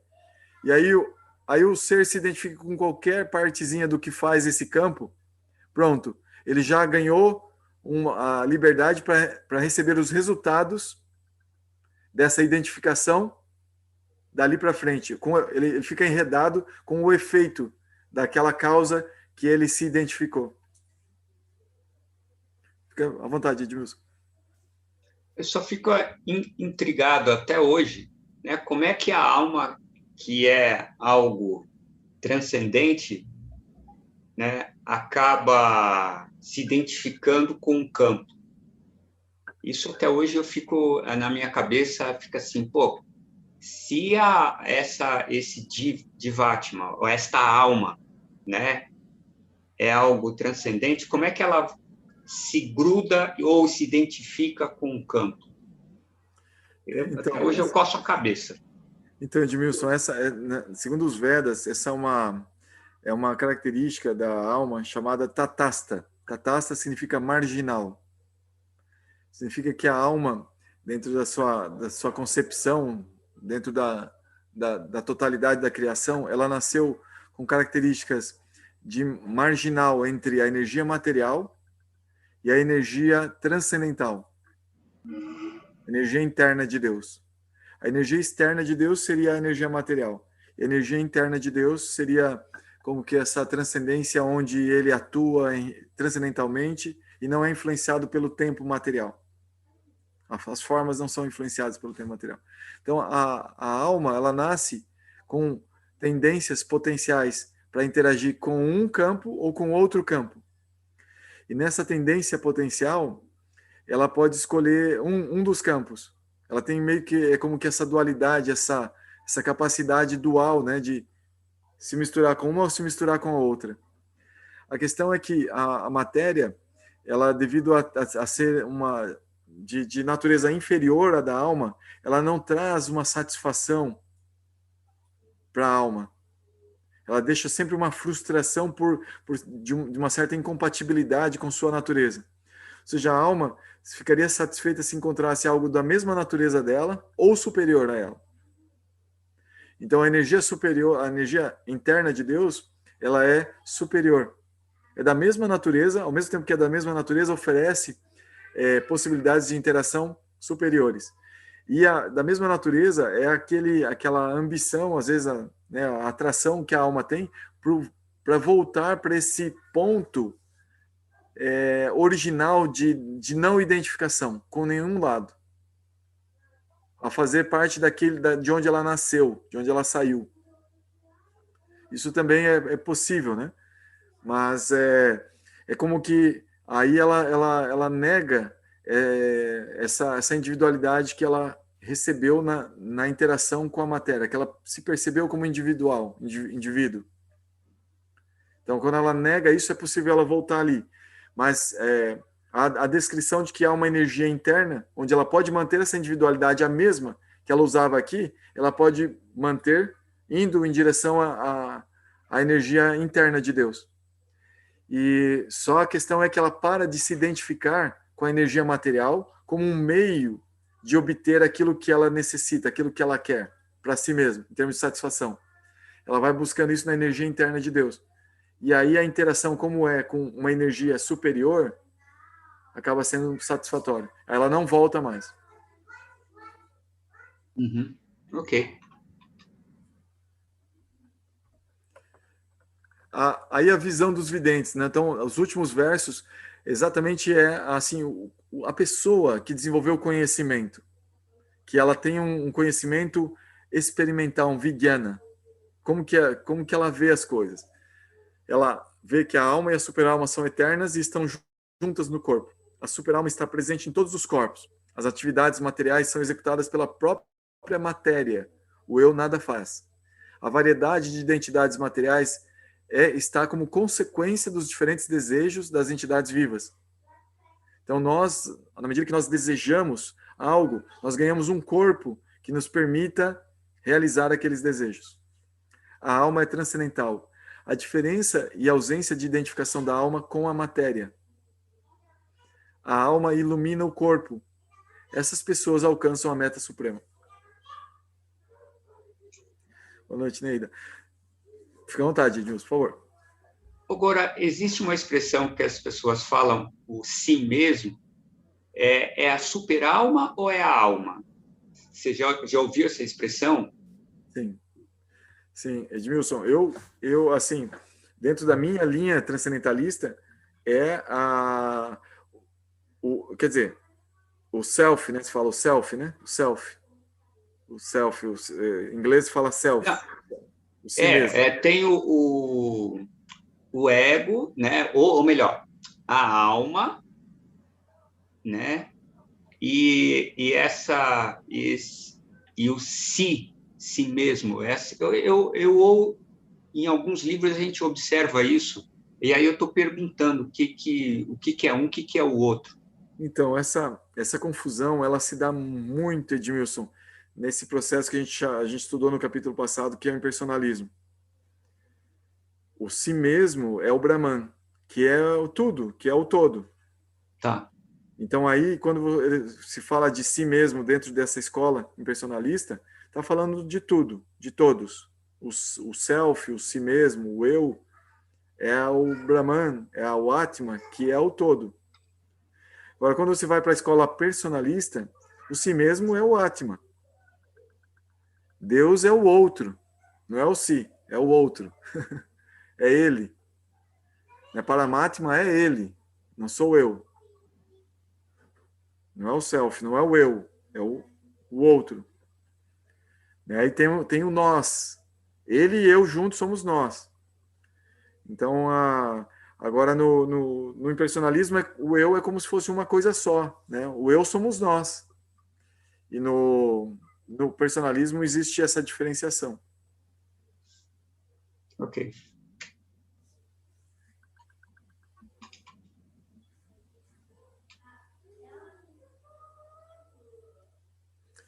Gente, vocês têm algum comentário, alguma dúvida?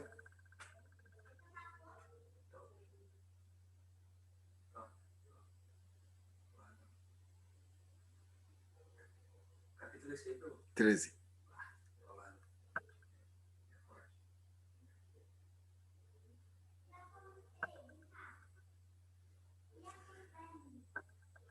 Então, como eu estava dizendo, né, Guiana vai ajudar muito. Raíssa, desculpa, te interrompi, Raíssa. Te interrompi. Por favor, fala aí. Desculpa, agora. Eu queria te perguntar, porque ficou uma dúvida para mim. Quando você fala assim, você estava falando, por exemplo, filhos são interações com 5 elementos grosseiros. Aí você tem um slide que estava falando desses aspectos, né, da felicidade. Aí eu queria que você fizesse uma diferenciação da felicidade porque ela é composta dos elementos, dos grosseiros, dos sutis, e tem um outro aspecto que são só os sutis. Só que acho que a paciência está dentro desses que são só os sutis, né? Aí eu achei muito próximo, alguma coisa que tornasse mais clara essa diferenciação. Eu achei tão próximo, sabe? Esse mesmo. Tá. Então vamos lá, Raíssa, me ajuda aqui.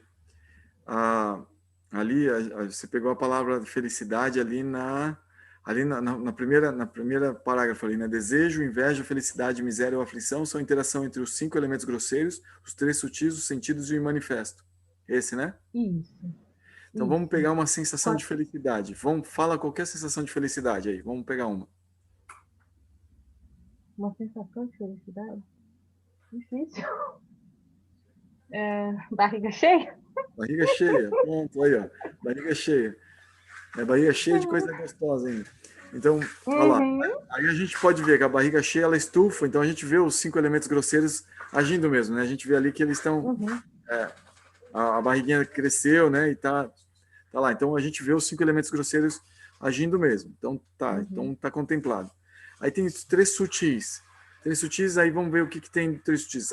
A mente, ela tá dizendo que barriga cheia é bom, tá registrando dentro da mente lá que barriga cheia é bom. Pensa assim, ó, eu conheço pessoas que são bem gordinhas, que elas, quando tem a barriga cheia, elas têm um peso na consciência, que elas falam, ai meu Deus do céu, barriga cheia quer dizer 2 quilos a mais. Daí ela fica mal, ela não é felicidade para ela isso. Mas vamos supor que você é magrinha, Raíssa, eu também sou magrinha, então daí você, barriga cheia, é felicidade. Na tua mente está gravado que é felicidade.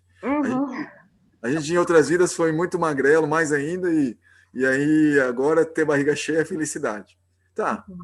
Então, beleza. Na mente diz ali que é legal. A inteligência também está dizendo assim, eu preciso ter a barriga cheia para ter força, para ficar, né, aquele papo de saco vazio não para em pé, né? Então, eu preciso ter para me sustentar melhor, para interagir melhor com o mundo. Então, opa, isso aqui, a minha inteligência diz que é bom também. E meu ego está dizendo assim, pô, eu trabalho pra caramba. Tô cansado. Já trabalhei. E agora encher a barriga, final de semana, encher a barriga e ficar com a barrigona cheia. Que coisa boa para um trabalhador da semana inteira. O ego, né, fala. Então, aí tá todo mundo ali, parece que aprovando o negócio. Então, aí vamos ver o manifesto. O manifesto diz assim, quer saber de uma coisa? Vamos encher a barriga, vamos ficar na preguiça, depois encher a barriga e ficar deitadão ali na preguiça, só olhando aquele filme, ou só rolando de lado, assim, porque não dá para se mexer muito. Aí Tamaguna te atrai, assim, a Tamaguna fica querendo na preguiça, fica de boa. Ou não, na paixão, de repente encheu a barriga e falou assim, agora que eu enchi a barriga eu vou trabalhar igual um pedreiro, vou destruir essa casa e tal, que eu tô com a barriga cheia, vou lá destruir a casa. Tudo bem, também o modo da paixão está agindo lá, deixando que a pessoa feliz porque ela tem a barriga cheia. Ou no modo da bondade, a pessoa, eu precisava encher a minha barriga com tantos nutrientes bons e agora espalhar eles pelo meu corpo e agora ficar toda essa saúde, o Tejas vai fluir de mim e eu vou ficar bem. Né? Vou só deitar 15 minutinhos de lado aqui para esperar a digestão fluir e depois vou trabalhar e vou ficar o dia inteiro muito bem. No modo da bondade. Também, o modo da bondade, legal, dizendo assim, encher a barriga é super bom. Aproveita. Então, quer dizer, todos esses elementos, eles estão interagindo e dizendo assim, isso aqui chama felicidade para você, Raíssa. Você que está aí dentro, perceba que nós todos aqui interagimos e tudo certo, tá tudo bem, tá fluindo tudo bem.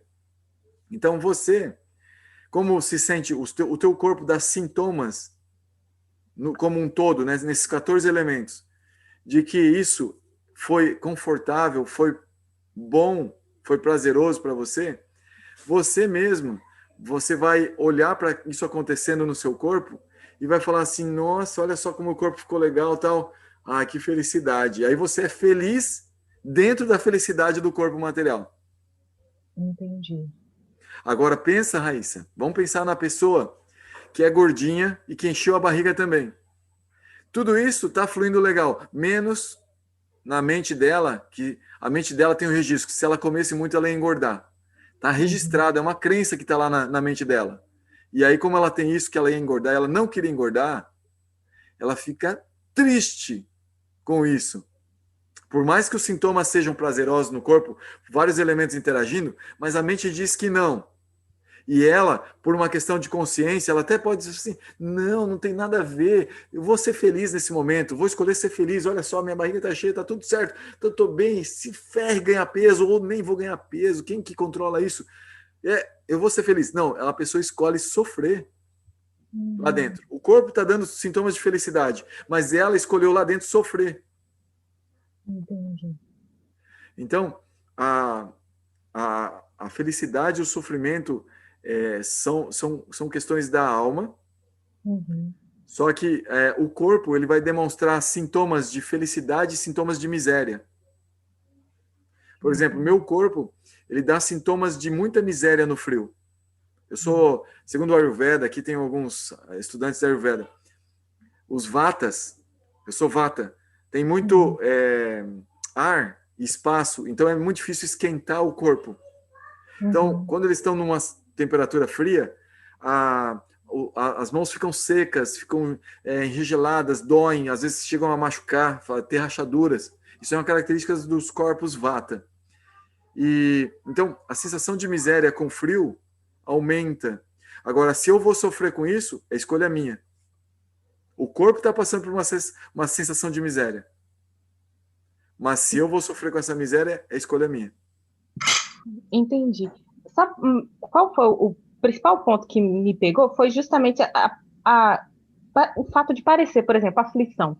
Para mim, aflição, às vezes, é um pouco de dúvida e, às vezes, é um pouco de medo poder encaixar na aflição. Só que, quando eu falo de medo, falo de dúvida, por exemplo, eu estou falando só dos elementos sutis.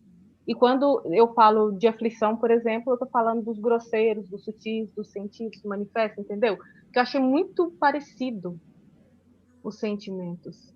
Sim, eles têm a ver, assim, você pode ver assim, se você colocasse isso dimensionalmente, assim, em conjuntos, né? Quem está interagindo com quem, você ia ver que os conjuntos, eles se interconectam. Entendi. Né? Você vai ver que essa questão que você falou, né, do medo, da ansiedade, assim, que gera uma sensação de miséria, isso é porque está ali na mente, e essa questão na mente influencia outros aspectos, inclusive essa sensação de felicidade e miséria. Entendi. Meu Obrigada, Prabhu, Goura. Obrigado a você. Me permite aí eu passar uma situação onde eu sempre me deparo, assim, e graças a Krishna eu tenho tido um pouco mais de consciência nisso, assim, no meu dia a dia, sabe? E é a questão, assim, que é uma coisa simples, sabe? Mas que a gente deixa passar batido muitas vezes. Muitas vezes a gente tem o costume de dizer, afirmar para a gente mesmo que a minha alma, né, Prabhu? A minha alma, mas na realidade não é isso, isso é uma afirmação errada, né? Nós somos a alma, né? O corpo é que é meu, né? É o contrário o negócio, né? E aí, como a gente sente isso, a gente pratica isso e a gente não percebe, né, Prabhu? A gente está sempre colocando a alma em segundo plano, e não é. Isso é um erro enorme nosso, meu, né? Assim, trazendo uma questão minha, né? É um erro enorme que eu, aos poucos, estou me acordando para isso, que, na verdade, tudo é uma ilusão, é só a alma que não é, e eu sou a alma, não é a minha alma. Não é a minha alma que está... é o corpo, né? Que está vivendo essas coisas, essas transformações são o corpo, e não é a alma, né? Isso, muitas vezes, é difícil da gente encaixar, né, Prabhu? Na mente, no entendimento, né? É difícil, é difícil. Por isso, assim, que no yoga, a gente até conversa disso, né? A gente está conversando disso agora, sob a luz do Bhagavad Gita, né? Analisando esses pontos. Mas yoga é prática, gente. Yoga é prática. Aqui nesse capítulo a gente viu 20 práticas ali. É agarrar numa, duas, três nas 20 e praticar. Pegar Bhakti, praticar as práticas de Bhakti. É praticar Karma, pegar as práticas de Karma, praticar Karma. Ou seja, a realização, ela é algo assim que vem com o tempo de prática. O Vijnana, né? Perceber a realidade mesmo, ver a verdade. A gente tem que ter assim, uma tranquilidade, uma paciência com isso, sabe? E focar na nossa prática. Krishna disse lá, né, quando Arjuna falou para ele, né? Ô, Krishna, esse negócio de controlar a mente parece ser impossível, é tão difícil quanto segurar o vento com a mão. Aí ele falou, é assim mesmo, é difícil mesmo, mas é possível com prática adequada e desapego. Então é isso, né? A gente tem que fazer a nossa prática e aprender a se desapegando, né? E aí vai caminhando, vai caminhando. Daqui a pouco, cara, nem vê, já está fluindo. Gratidão pela oportunidade aí, Prabhu. Valeu, obrigado.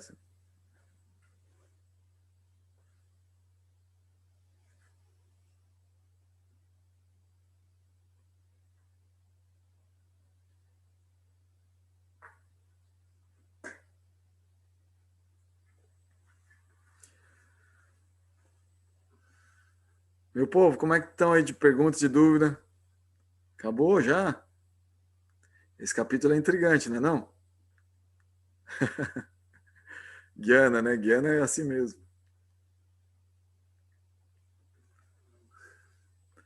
E aí vem o capítulo 14, dos modos da natureza, o próximo capítulo. É bem legal. Os modos da natureza, a gente tem que estar 3 vezes por dia escutando alguma coisa sobre o Prabhu. Também é isso, né? Como esse capítulo agora, ele é um conhecimento que ajuda muito a gente a analisar a realidade, analisar, ficar assim, né, percebendo, pô, não é o que parece, né? Então ajuda muito a esse trabalho com a mente, né? A de colocar novos conceitos na mente que são mais convergentes, que mostram mais a realidade como ela é e não como que parecia, né? Então estudar o manifesto, estudar os modos da natureza vai ajudar muito nisso.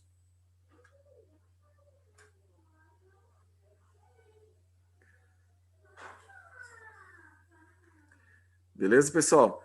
Espero que esse capítulo eu gosto muito, sim, de certa forma, porque eu acho que é muito importante, né, para todo estudante de yoga, toda pessoa que já ouviu falar do yoga, entender esses conceitos que estão tão fundamentais, né, que nós não somos o corpo. Nós somos seres de consciência que estamos trabalhando, utilizando um corpo, né, para interagir com a realidade. E às vezes as pessoas fazem yoga e não escutam falar dessas coisas, né? Então é importante assim ouvir isso e trabalhar nessas questões, porque cada prática de yoga é para ajudar a entender melhor isso. Sim, eu sempre pratiquei yoga, assim, também nunca estudei, né? Estou achando muito interessante esse estudo.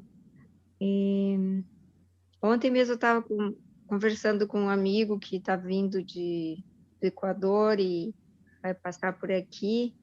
E aí, eu falando das minhas impressões e de como eu estou agindo agora com a pandemia, e ele achou que eu estava numa situação assim de recolhimento e de medo de contato externo.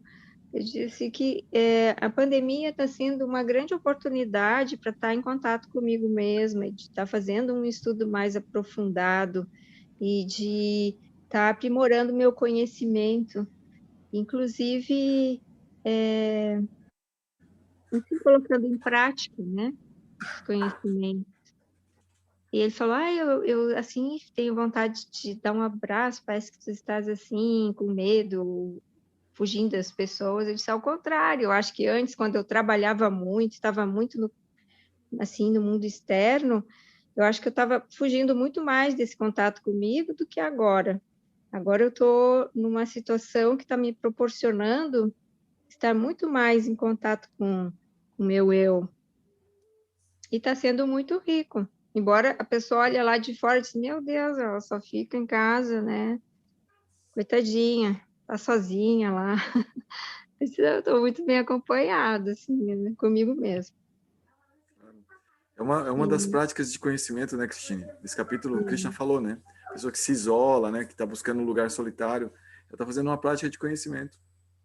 Sim, e isso veio naturalmente, assim, na minha vida. Eu tenho família, né? Tenho filhos, e a minha vida toda foi nessa função de trabalhar, cuidar dos filhos, atividades mais externas também.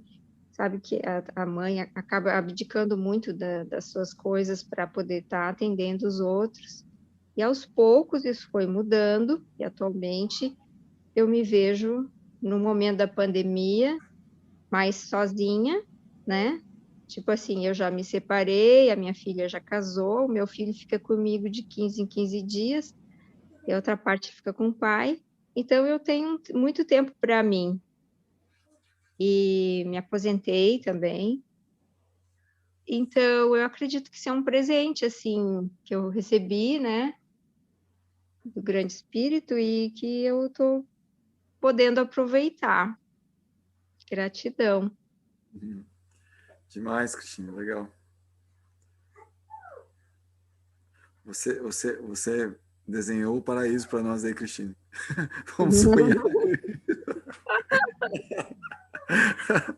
Quando começou a pandemia, me falaram isso. Eu disse, ai, cada um está na pandemia no momento que precisa estar, né? Alguns estão assim, em casa, com trabalho home office, com filhos para ter aula virtual, né, online, tipo assim, tendo que se virar nos 30, né? Eu disse, então, meu Deus, então eu só posso agradecer, porque eu realmente estou num momento muito especial, assim, da minha vida.